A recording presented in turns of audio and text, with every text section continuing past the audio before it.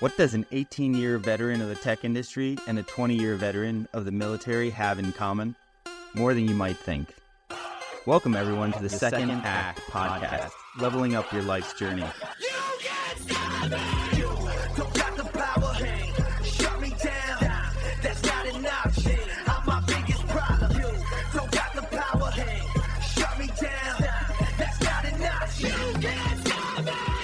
Welcome back, everyone, to the Second Act with Michael and John. How are you doing this morning, John? Hey, Michael, man, I am energized. I'm excited. I'm ready for today's podcast. It's going to be exciting. But, man, I'm good. You know, spring is in the air. The temperatures are starting to change. And I had a realization that, a lot like the turn of years, going in from an old year to a new year, January 1st, a lot of people have resolutions. But the same thing holds true. I think in the spring, people start feeling that warm weather and they're like, oh, shoot, it's beach season. I got to get in shape. Or, oh, man, it's about to be summertime and I've got my kids coming back to the house. I better figure out a plan for us to go on vacation. It's just a time where, there's an excitement in the air and people are starting to move and get going and do things. And so I'm excited. I think I've said that now 5 times that I'm excited, but I am just ready. And had some great conversations with people over the past couple of days about what they're doing for the summer and how they're, getting things rejuvenated in their job, in their life, in their marriage. And I think this conversation today is going to be just more fuel for that fire. Yeah, absolutely. I'm looking forward to it. And towards the end of any winter season, it starts to get a little down in the doldrums with the gray skies and nothing's blooming yet. But now as everything's coming to life again, I think it provides that inspiration. And then the motivation comes from having to put on a bathing suit at the beach and you want to, look your best in whenever that happens. So, it's been an interesting time recently, especially the industry I come from, tech industry. I've had some friends and other folks reach out about just some changes going on in the industry at their company and just looking for some support and also for folks to be sounding boards, and to provide any help that you can if they happen to be impacted by a restructuring or something like that. So I've just been staying in touch and really trying to be as much of a help as I can to those folks as they go through this transition period. And they ask sort of like, how should I be thinking about the world? And I'm like, take a pause and reflect and, be intentional about what you want to do next. This is just an event in your long journey of life that you'll make it through. Everything is temporary in life. So good things lead to bad and bad lead to good. Well, Michael, I'm excited about today's episode. Because today we are joined by Jacob Rupp, the CEO and founder of BusinessLift, which is a company that helps coaches and consultants scale their practice fast from 0 to 10,000 or more in less than 2 months. Jacob has also spent time as an executive coach, author, public speaker, and rabbi, but his life has not always been filled with boundless opportunities. He grew up in a single-parent household that lacked spiritual direction. He's got so much grit that he's on the show. He's physically ill and shaking if you're not watching on video. But he is willing to join us today to share his story. So, man, what a testament to who he is as a person and just his drive and passion. So, man, Jacob, thank you so much. Guys. Anybody else, I would have canceled it. Anyone else, I would have canceled it. No, I don't know about that. But your pleasure. Man, we can't thank you enough for being on the show, and I know it's going to be incredibly valuable for everybody that's listening. You've been valuable in my life. Just a segue before we start getting into who you are. I connected with you about a year ago, and you took me from transitioning out of the Marine Corps and revealed some abilities that I could not see, and you made them apparent to me, and it helped me in my transition, not only out of the Marine Corps, but into civilian life and into a new chapter. So this is really special episode for me to be able to talk to you and show other people just the power that you possess. So again, thanks for being on, man. My honor. Thank you. I really appreciate it. So, Michael, why don't you kick us off? Let's figure out who Jacob is.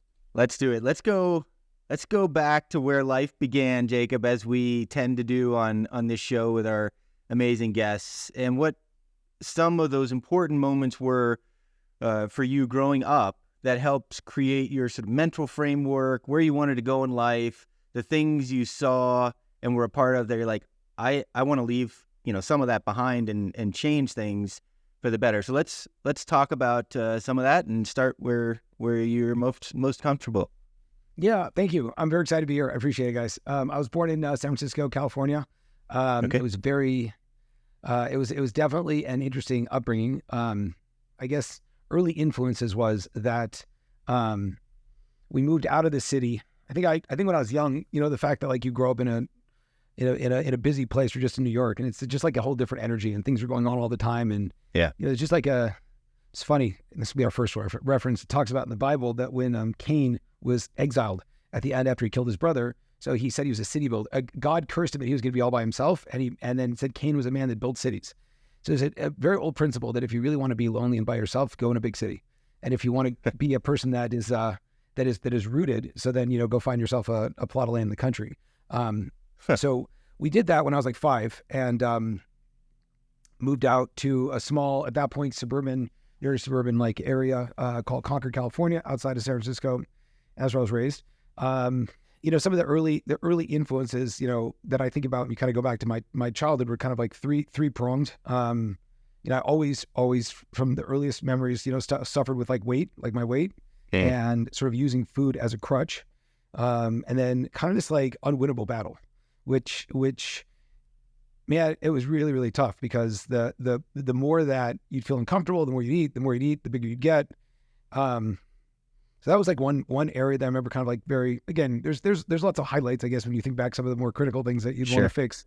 There was also a clarity that I had from a young age. I think it was probably middle school, which I guess not so young, but I really wanted to make an impact. And I didn't grow up like terribly religious at all, but my grandparents would send videos, or tapes back then, to my mom, and it would be sermons from my grandparents' synagogue. And I never heard like a rabbi that was like inspirational before.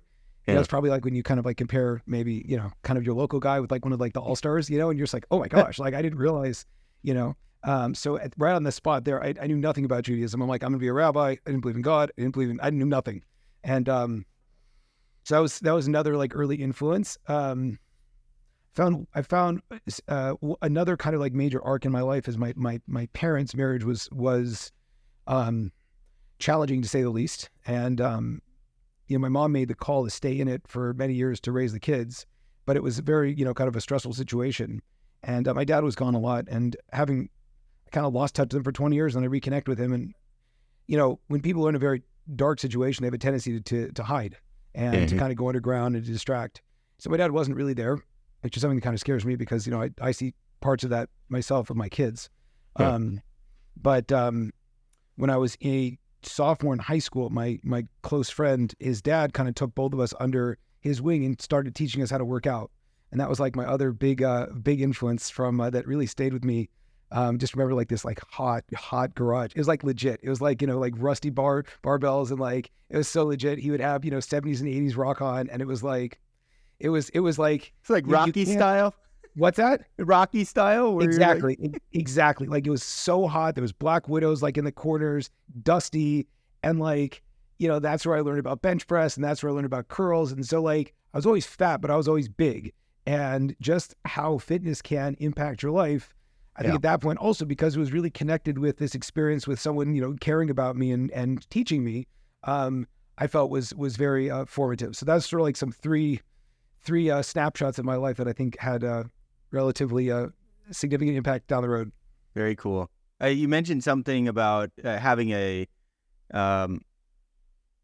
religious figure in your life who was able to deliver information in a way that inspired you. And I think a lot of times in our life, from childhood up until our last days on earth, it's when we come across people who have this amazing ability to deliver information, it can make or break the interaction, the connection, in the things that we do in life, for better or for worse. To all that said, it really comes down to many times in the way things are delivered. And that comes into play in sort of a corporate setting. I'm sure, John, you've seen it in a military setting. I'm sure, Jacob, you've seen it in the ways that you inspire and motivate folks in what you're doing. Because if it's flat, or if someone's just sort of like a negative Nelly, it's going to pull you down. And then if it's inspiring and motivating and sort of joyous in how it's delivered, and you're pointing out sort of practical, interesting things, people lean into that and they're like, oh, tell me more. So it's interesting to hear you share that feedback. Yeah, I think that that's something that people have to remember. Number one is that, even the most fascinating stuff could be dry. So it's incumbent upon people to learn how to be effective communicators. And also, if people don't get the experience they want from something, don't necessarily think that the thing's not interesting. It could just be that the mechanism of delivery was not ideal. Yeah. So Jacob, when you moved out from San Francisco to Concord, was there still community? Were you still pretty involved? And how did that affect you in the aging process? Did you feel disconnected? That's a great question. No, I think my mom was pretty good about arranging like social. I was always pretty social. Okay. Yeah, she was good. She was good at that, and the value of community is pretty big. She had me doing sports and, different interesting sports, not like, sports that I'd be proud of. I mean, I played soccer and baseball and I was like fat, so that didn't work as well. Baseball, I guess you could hit, but it really put me in like football or wrestling or fighting, like I would have been preferred to do. But it was more like I did ballet for a bunch of years. I did swimming. So it was, just being a large man in a small suit was not ideal. But that being said, they did create a sense of community. And then we had like our religious world that was also kind of a warm place where there was a lot of familiarity. So you're in this small town. At what place did you decide to become a rabbi? A journey which you continued on for 15 years. How did you transition from one extreme to another? It's really funny because a lot of times when I do work with people, Simon Sinek says the idea that you want to begin with the end in mind, and very often, how to get there is usually evades us, but where we want to go, that we can start to figure out. So, a lot of times I'll tell people like, I don't know how you're going to get to where you want to go, but like, what's the vision that you have? If you want to look a certain way, if you want to make a certain amount of money, like what, and then start to do the things that you can do that accompany that, So a lot of times people might work with me and they never hired like an expensive coach before, right? Something like that. And I'll be like, okay, well, and I'll tell them about the prices, that I recommend charging. And they'll be like, oh, I could never pay that. I'd never pay that. I'm like, okay, great. So let's not worry about how you're going to get there, but find one thing where you pay for quality over a bargain, over budget. And it was funny, I learned that from my car, which was like that was an intense lesson to learn because, and the next guy showed up and he bought an $800 pair of shoes. And like, I wear sandals. Like, I would never buy it, but he did it for like, whatever percentage less than I did. And then someone else bought a fancy pen for $80. I was like, but the point is like, you have to get in the practice of seeing where you want to go. Yeah. And then doing little things that you think will lead there. So with the religious journey, I didn't, and again, like I never saw myself being an Orthodox rabbi, and I can make distinctions. The Reform and Orthodox Judaism, for the most part, are further apart than Orthodox Judaism and Christianity, Orthodox Judaism and Islam. So really? It's a very, very dramatic departure. And so, the idea that I would take that path, I kind of knew where I wanted to go. I didn't know what it was going to look like. I had no idea about that. And then it changed a lot, but if you kind of stay true to the objective at the end, remember the famous line from Saving Private Ryan where they were going to go like storm a machine gun nest. And they said, we don't have to do this. It's not, a part of the plan. And Tom Hanks was like, well, what's our objective? And they're like, we got to go get Private Ryan. He's like, no, our objective is to win the war. So he chunked up big enough. So, and they ended up, I forgot who they lost. They lost the, not some medic. That was like Vin Diesel's first role, something like that. No, he got shot by a sniper, whatever it was. So the point is, that as long as you keep the perspective, the big picture where you want to go, I found that most people get there. The same is actually true with money. I have a client still who, his kids have 15 rental properties. Like they're, it's like they're good. And they're like 4 and 3. So he's doing very well. But we had this conversation around, no matter what he's built, he feels not successful. And so he goes to work, he goes to the private school he sends his kids to. He's actually in Colorado. Okay. And not that whatever, but he goes to Colorado and he says, I look out, I see, all the dads have the Teslas and the Porsches and the, whatever. And they're all these successful guys. And, I said, well, what would happen what kind of car do you want? He's like, I would get a Tesla, but I'm like, okay. And then further down the road, turns out that they don't have cleaning help. And I was like, and his wife's like working full time also. And I was like, what is going on? And just kind of flushing out from him how we have very strange definitions of what success and wealth looks like. And so some of us might think, if my kid has enough to, never have to work, like that's success. For me, it was always around cars. And I don't know why. I could probably figure it out because my dad was really into cars. That's what it was. And, so I remember when I was young, driving around the Ferrari dealerships in San Francisco when I was like in high school and being broke for all those years. But at the end of the day, the thing that I got was like the car. It's great. I think the aspects of community in your life that were very supportive in the direction you wanted to go in, maybe had an influence on you becoming a rabbi and helping connect with that community. And it's funny you bring up the definition of success. We talk about that quite a bit because I think when you're young, there's a lot of the things, the material things that we think of as success. And I've heard people as they mature and then get, much older in life, they look back and like, yeah, those things were good. But actually success is, I think in the example you used actually, is being able to get some of my time back for the important people in my life. So getting someone to help clean or cook or do whatever it is so that I have more time after working really hard to spend with my friends and family and loved ones and the community that I've built.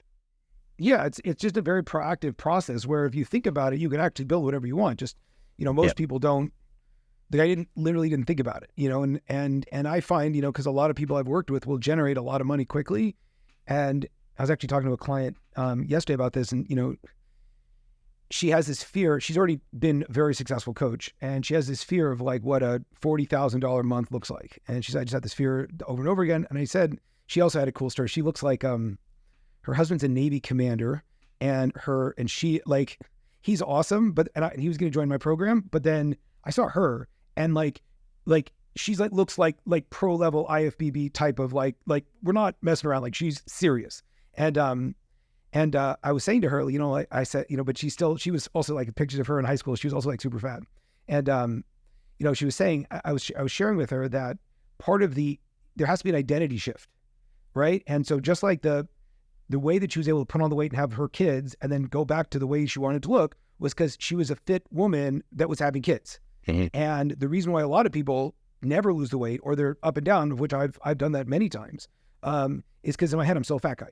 So it's like, how do you change that definition? What is success? Is it time with my kids? Is it time to be creative? Is it financial freedom? Is it even in a marriage? Like, what are the values that we have? There's certain people that are in it forever. There are other people that are in it as long as it works. But a lot of times we use the same words, but we don't have actually clarity around what it means. And so being able to have the clarity around the actual things is like very important. Yeah, 100%. Listening to you talk about triggers and clarity, right? And then the shift. I remember a post from you a couple months back, maybe 6 months ago, that you were talking about how you used to work, maybe it was a summer job or a part-time job where you were helping move or you were doing garbage man, trash truck. Yeah. And you're carrying this pea-soaked mattress, right? And it just reeks. And you're like, that right there made you shift. That idea of, I never wanted to have to do this ever again, made you shift and realize what you truly wanted. Explain that situation. Well, I think that a lot of times life kind of works like driving through fog, and the fact that like, you don't know, again, I have a dear friend talks about brilliance in the basics, but that for the audience is John, who I use all the time.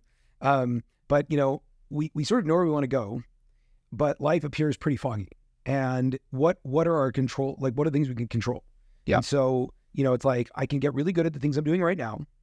I could take the next few steps, and then I can just sort of have faith that I'll get there. And again, that's also biblical in that God told Abraham where he was going, and it talks about that being a big test of his.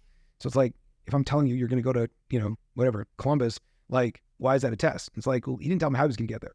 And so someone like Abraham, who by nature is a visionary, who by nature is a leader, again, like, I'm not going to act tough like I'm in the military, but theoretically speaking, I'm assuming if you go on a mission, you plan it out, and you plan out like 50 different contingencies, or like 30, or like 500 different contingencies. But no one's like, I don't know what's going to happen, right? But that's the kind of framework that we need is to sometimes recognize that I won't have all of the answers. And again, I think, John, you'll maybe verify this as well. It's like, at the end of the day, it will fall back to your training, because you might have a scenario that nobody saw coming. And at the end of the day, like, that's when the training kicks in.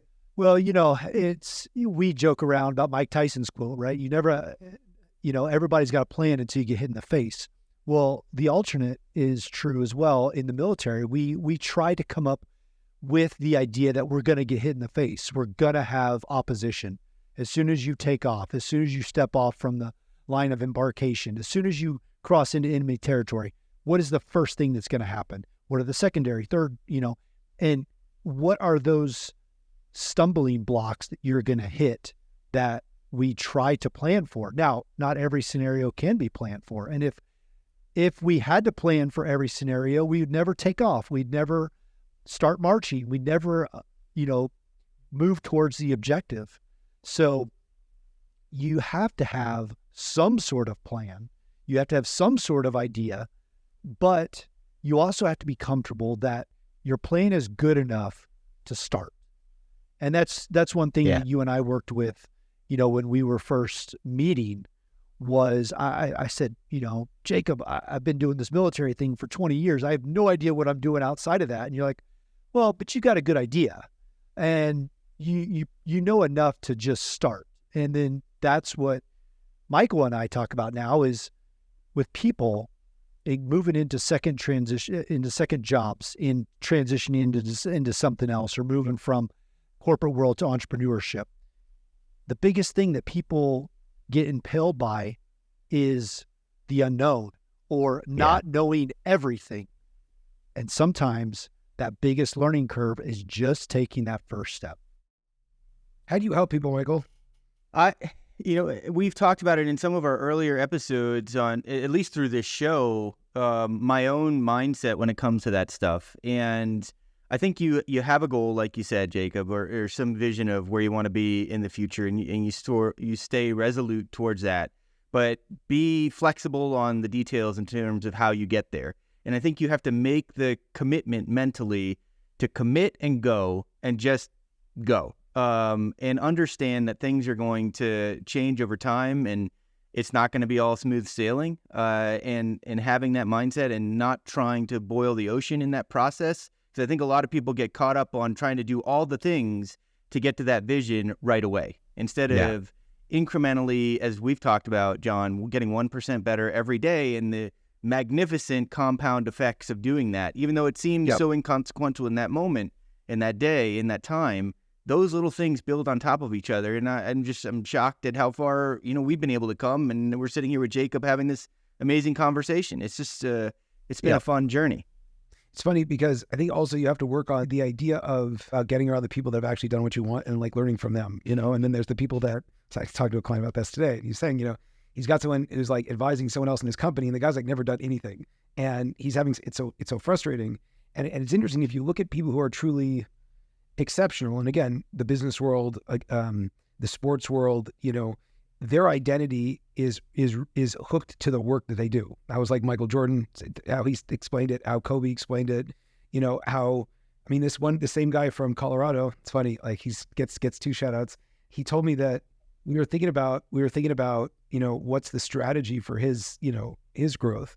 And I recommend it. Can you talk to people that have achieved kind of the next ring or two up the ladder that you have? Because my client was saying, like, I basically exhausted all of the assets, all of the strategies to keep my assets safe. And then he met these 2 guys, and he said both of them have gone broke twice. And I was like, interesting. So sometimes if you talk to people who actually have achieved what you want, they're going to realize you go broke a couple times on the process of building your journey. You know, I mean, Bezos was like that also. He never, I mean, his whole company was broke for like 20 years, but like, it was that mentality of like, I'll figure something else out, but he was totally ready to fail. And so, you know, I think we have to change the identity to, I'm willing to I watch a lot of UFC, and it's like, you watch those guys, they're just willing to die. And it's like, I will not stop. I'll keep going. And then, you know, I'll either die or I'll win or I'll lose. It doesn't matter, but I'm going. And so that identity over, I'm the champion and I don't want to lose. And so that's kind of where you see, fighting is so cool because you really see like the rawest of like human experience, but it's very, very true. And the media glorifies the wins. They'll write the articles about the success stories and the wins and the overnight successes, but there's 1,000 dead bodies behind that win of everybody who has tried things in various different ways. And really in your first or second chapter, whatever that is, you're paying for an education essentially. And maybe it worked out and maybe it doesn't, but you're learning by doing. And I think that's, you know, what we've all done here in our second, third, or fourth acts, whatever it may be. So awesome points, Jacob. Thank you. There's a book that just came out called The Second Mountain by David Brooks. And he speaks about that. He says that, you know, the first mountain that we climb is like what we thought we were going to do. And then, you know, the time comes where we get knocked. Some people live on that mountain their whole life. They, you know, marry the girl from high school, have the kids, the white picket fence, have the job, get the watch, die. And he says other people, you know, there's a death in the family, there's health problems, there's divorce, there's, you know, you lose your job, your company goes broke, whatever it might be. And then you go to the second mountain and you go through this dark time, and some people don't get out of it. And the second mountain, he says, is much more, it's raw, it's authentic. Those are people you can talk to. They're community oriented because they know like what it's like to be in the valley. And I think it's a very interesting idea that, you know, just that, that was the whole idea, you know, that, you know, after Adam and Eve like sinned, you know, they, on Friday night, Jews will light a multi-wick candle, and as part of the ceremony that leaves the Sabbath. And the sages explain that the reason why is because on the evening of like Saturday night, when the Sabbath is over, that's when Adam discovered fire. And so whatever long roundabout thing is, basically prior to Adam's sin, the world was always light. And when he sinned, it got dark, and he thought it was going to be dark forever. And the concept was, as you move out of that first period, God showed him fire, and he realized that even in the darkness, he can make light. And so we have that framework of, no matter what we're going to go through, we have the capacity to generate the next step. Jacob, I want to go back because, you know, you're obviously very influenced by your times as a rabbi. You spent 15 years in that community, and I know the Jewish community is very tight, very loyal. But how did that time, specifically as a rabbi, lead you to become now an entrepreneur? So I have a problem that I really have a hard time fitting in a box. Okay. It's very hard for me. And it's been, you know, it shows up in a lot of ways, you know, meaning that, you know, the way that someone usually achieves greatness in one area is sole focus. And what I always wanted to do was to achieve greatness in multiple areas. And I never really found someone that did it. Now, what I have a problem with is when I meet someone that I want, and I'm trying to always find a master. I'm always trying to find a coach. I'm always trying to find, and I'll get super close to people, and then I'll be like, oh shit, actually, sorry, I cursed. You know, like, you know, at the end of the day, like, you actually don't have that part figured out the way I want you to. So again, for me, the spirituality piece was huge, but it never solved the money problem. Yeah. And it also didn't solve the freedom problem for me. Okay. And I ended up, and there's a great book called The Big Leap by a guy named Gay Hendricks. He talks about how you have a zone of greatness, of excellence, the zone of excellence, and you have a zone of genius. And he says the zone of excellence is what everyone wants you to keep doing because you're really good at it. But he said for most people, that's going to kill them. And they're just really, really good and really, really good, and they die being really, really good. And the zone of genius is like when you don't know what the hell you're doing, all the things we talked about, like Yeah. You're holding on by the you know by the your fingertips, and you're just like, what in God's name? I met a guy, actually, I was a client of mine from a long time ago.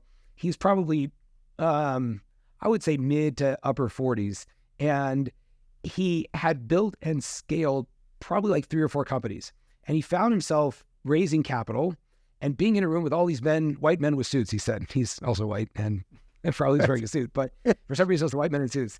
And he was like, oh God, they're going to find out like I'm just like, I was a startup garage, type of entrepreneur guy. And he never really like matured out of that. So it's just interesting to get back to what you're asking, is like the rabbi thing worked really well for a really long time. I was making more money than I ever had made in my life. I was 23 years old. I was in a rent-controlled apartment in LA that was really nice. I was doing incredibly meaningful work. And I was good at what I did. And so I never got better. I didn't learn how to fundraise because I didn't want to ask people for money, because I didn't know how to associate value, like fit financial value, with what I was doing. I didn't think about my next step.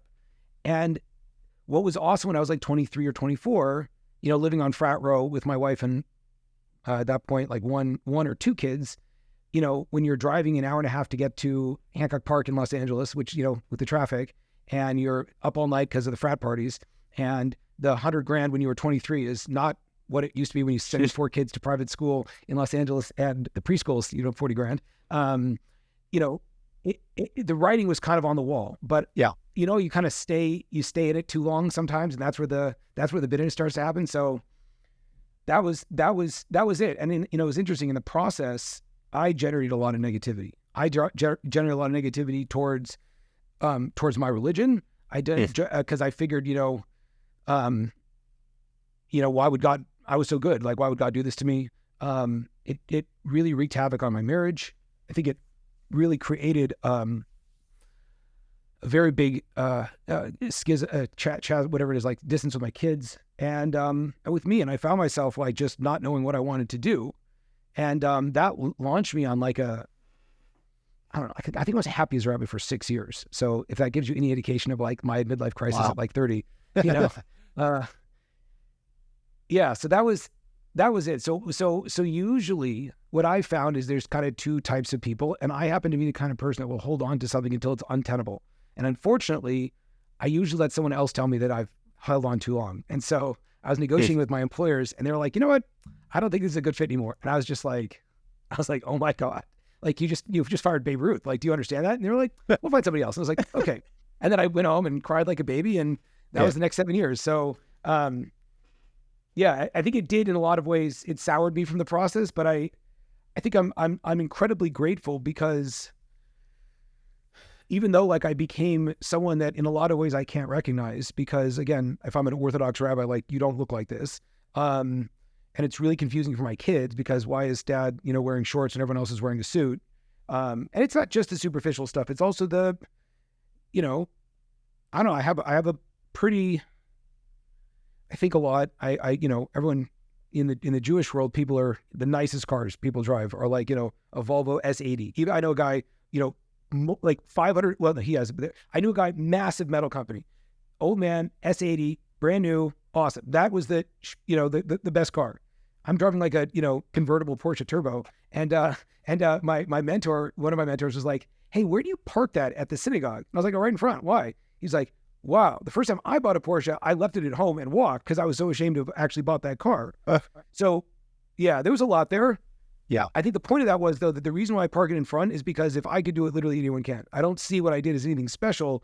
It was just a matter of divine grace and just work. That's it. And luck. Yeah. I love what you said a minute ago about holding on too long and kind of souring in the place that you're at. We talked to a lot of people who have done a lot of interesting things and then moved on to more interesting things. And we talk about, about getting long in the tooth or just being in that job, but I've never heard it said that way.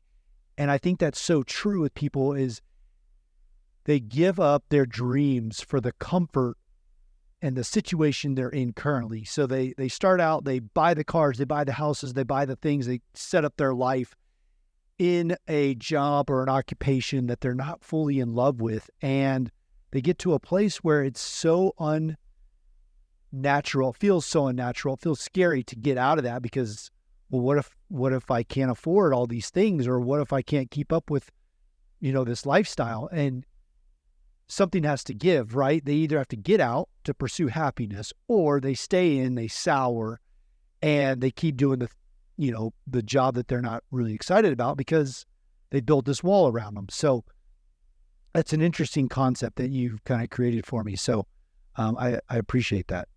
I mean, I'd say one, I love that. I'd say one other thing is like, it's really funny. The most successful, there's one guy in mind that he's such an awesome dude. He runs a massive literally like a probably $1 billion real estate company in California, and young guy, probably, I don't think he's 42.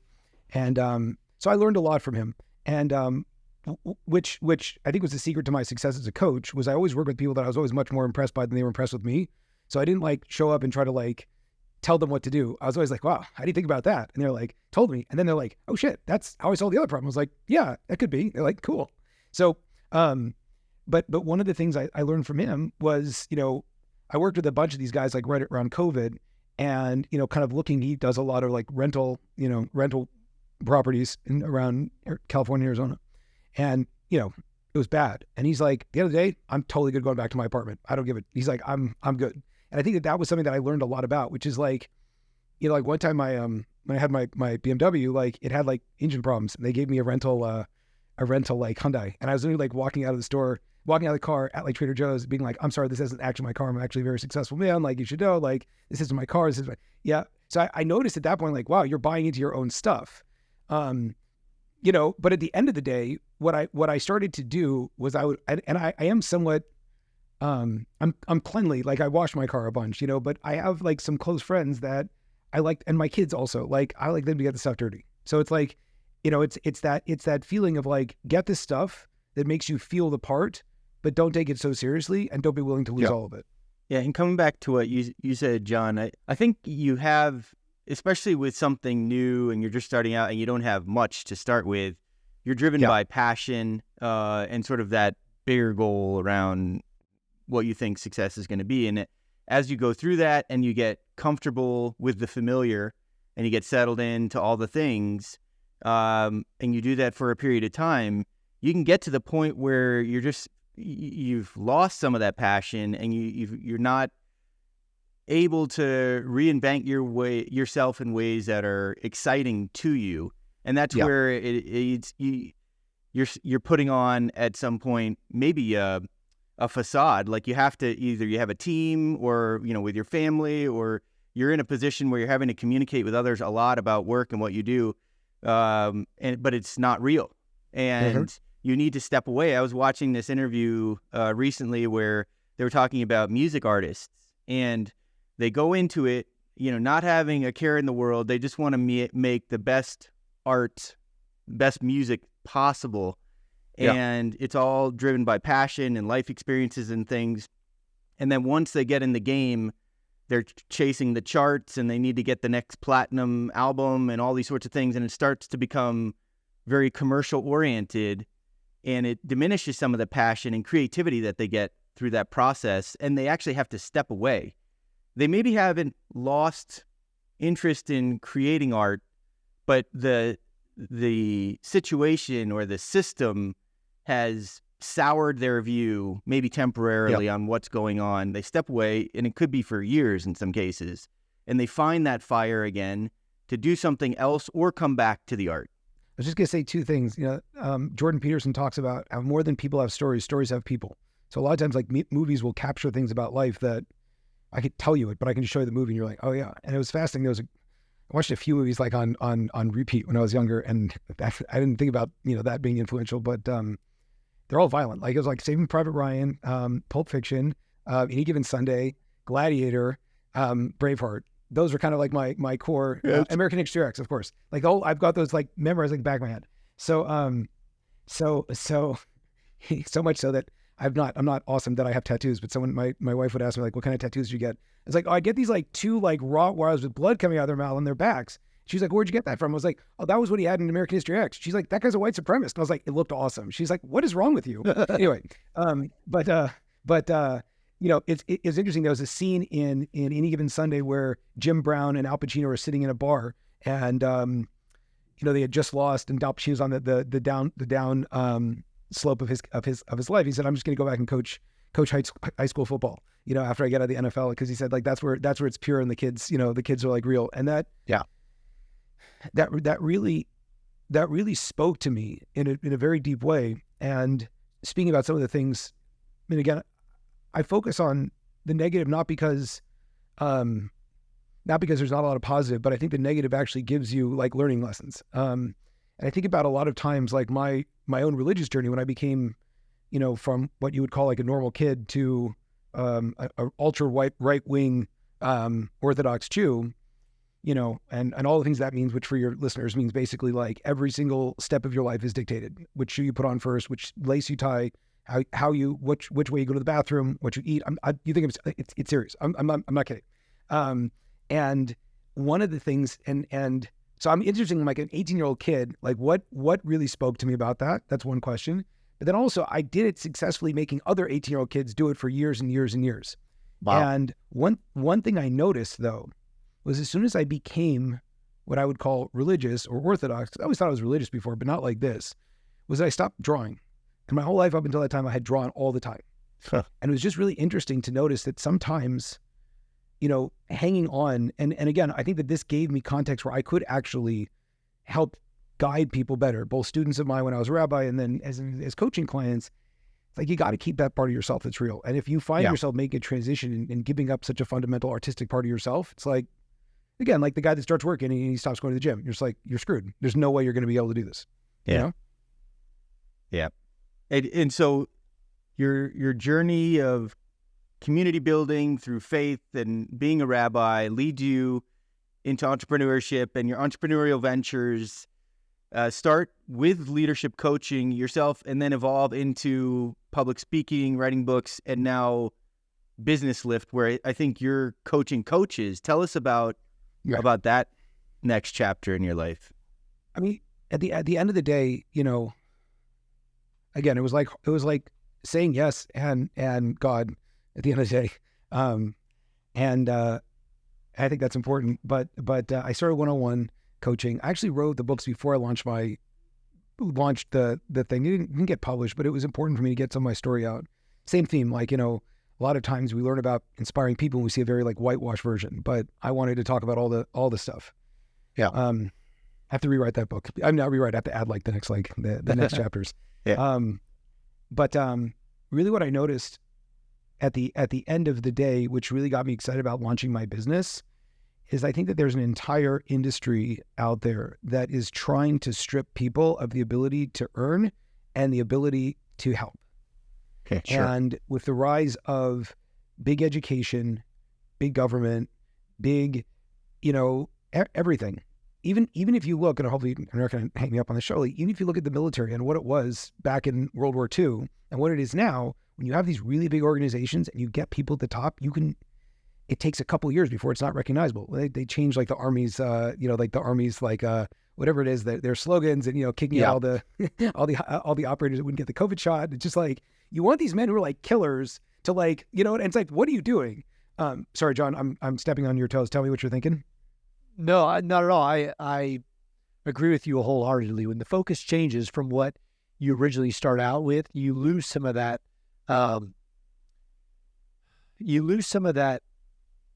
That gumption, some of that defining culture that you're going after in the first place. Yeah.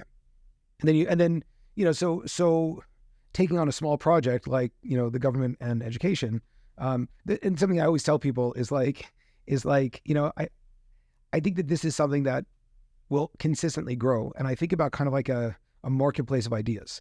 Like now, our lives are so simplified that we can have so much stuff done easily, that if we really focus on monetizing people's expertise and creating a community of people that can help others and then could live abundantly through that, that for me is like, that's ultimately the dream. And if I get to, knock Harvard off the pedestal and, again, cause like this is when I was like, wait a minute, I think there's an opportunity here.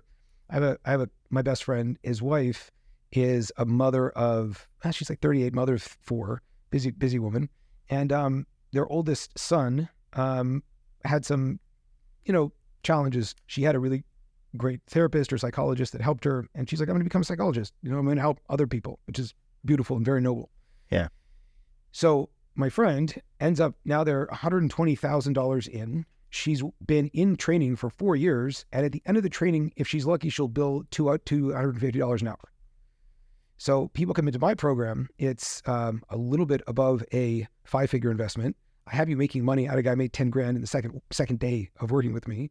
And I realized like there's just, I think, an opportunity here where, again, if you want to go the route of security and, certifications and, Harvard MBA and like, okay, but again, it's like, I spent so much money on coaches. I gave a guy $25,000 for him to talk to me for 30 minutes.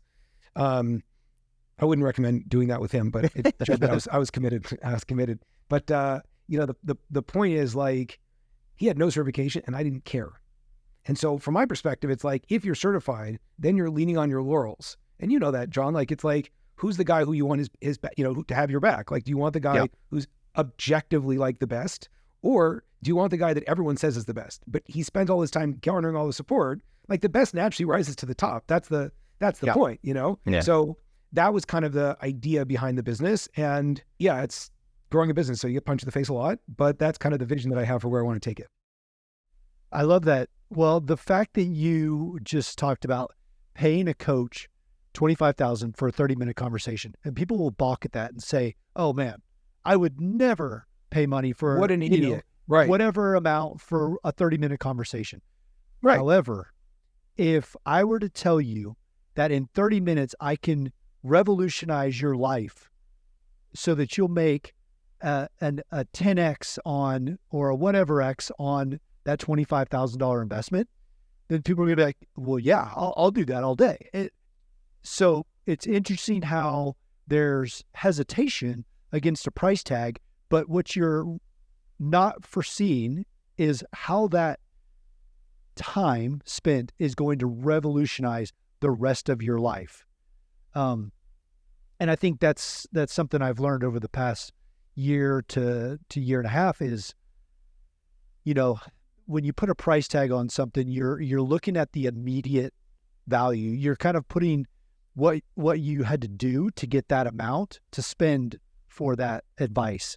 But what you're not thinking about, or what most people aren't thinking about, is time value over the rest of your life and what that speaking into you is going to result in for the future. And the other thing is like, who else is doing it? Meaning like, at the end of the day, people work with their network. And so like, if your network becomes people that can drop 25K on half an hour, like, sure, you're dealing with a bunch of successful people. You know what I'm saying? The reason why, again, I'm sure in companies in the military, like, who was I listening to? I think it was it whoever runs, I think it was Netflix. He was saying like, we're cutthroat in our company because we literally only want the best. And so it's like, the way they've been able to build so dramatically is like, they put themselves in a room with people that are very successful. And I think that's something else I also noticed is that even if the advice isn't worth it, and again, I same thing, I think about how much could I make if this goes best case scenario. If it's more than the investment, I usually make it. And then, who else is going to be in this room? And that's usually how I make the decisions. It's interesting to hear you say that, Jacob. A lot of people tend to focus on like, the worst case scenario and can talk themselves out. And you sort of think about the best case scenario and what the return on my investment can be from that perspective. So I love hearing that because I don't hear it often enough. Well, I mean, Steve Jobs says that like everything that exists was in someone's mind. It's a big idea for this upcoming Jewish holiday, which is it talks about how, basically God gave us everything. It's just we don't know it. And so our journey is just to figure out how great we are. And it's like the way that you really discover that is you have to recognize that you're able to do more than you think. And so you have to look at the positive side. But it is an exercise because it doesn't come naturally. In a world today in need of leadership and mutual support more than ever, what are you most excited about with your business right now? It's a great question. I think what's exciting is that there is always the longer you're in the game, the more effective you get at recruiting the right kinds of people. The more you recruit the right kinds of people, the more impact that you can have. Yeah. And so the idea that in a small way, maybe a big way, again, there's lots of people out there, we could create that impact of other people getting the help and other people enjoying and doing meaningful work, all the stuff I want to do and getting paid well for it. It's like, that's the dream, and I never tell people, live a life you don't want, but like figure out what life you want and, go for it because you can do it. Absolutely. Jacob, we're kind of rounding out the show. We're towards the end of our time, but we always end with a piece of practical advice. So entrepreneur, rabbi, success coach, leadership, advice. What would you give? What piece of information or insight would you give for those contemplating or just starting in their second act? And what would you leave with our audience today? I think at the end of the days, the real ones will want to help others. And so, and there's a famous idea that says that more than the calf wants milk, the mother calf wants to nurse. And so there's so many people out there that have already done what you want, that if you figure out what you want and you go ask someone that's done it and you're honest with them and you're genuine, they'll probably talk to you. And then, putting yourself in a position where you're helping others as well who are behind you, like that's the fastest way to be able to create that, let's call it energetic vibration with the people that you want to help you in your own journey. That's awesome.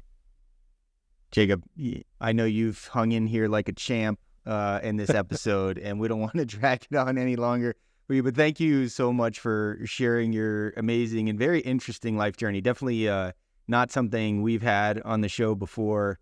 And for listeners who are interested in learning more about your story, as well as those who may want to be in touch, what's the best way for them to find you? BusinessLift.com is the website. Okay. And then on all the socials, except for mine TikTok, I'm on TikTok also. Jacob Rupp, RUPP. Okay. All right. Awesome. Thank you so much, guys. It's such an honor. Really honored. Yeah. Thank you so much. Jacob, thanks for coming on. And it's good to see you again, man. Have a great rest of the week. The Second Act with Michael and John stars Michael Newborn and John Ballenger. The podcast is produced by Seltzer Kings. For more information on the show, check out michaelandjohn.com, or if you'd like to get involved in the conversation, give the guys a shout on their socials at The Second Act with Michael and John on most platforms. Thanks for listening.